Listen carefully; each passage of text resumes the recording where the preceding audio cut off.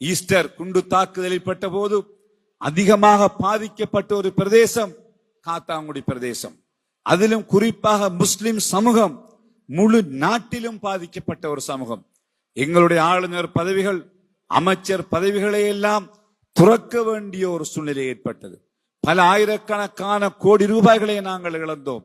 கடைகளை மூடி இருந்தோம்.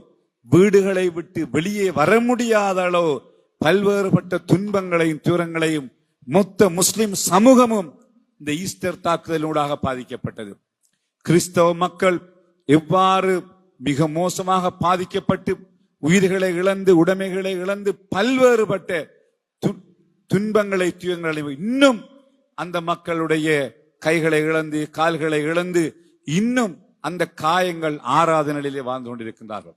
இது தொடர்பிலே அதிமேதகு ஜனாதிபதி அனுரகுமார திசாநாயக்க அவர்கள் அது தொடர்பான விசாரணைகளில் இடம்பெறுகிறது.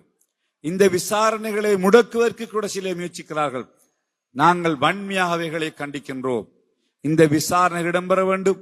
அது யாராக இருந்தாலும் சரிதான், அவர் எந்த அந்தஸ்தில் இருந்தாலும் சரிதான், அவர் ஜனாதிபதியாக இருந்தாலும் சரிதான், அவர் என்ன பதவி வகித்தாலும் சரி, கடந்த காலங்களில் யாரெல்லாம் இதிலே பொறுப்புள்ளவர்களாக இருந்தார்களோ அவர்கள் உரியவர் கண்டுபிடிக்கப்பட வேண்டும்.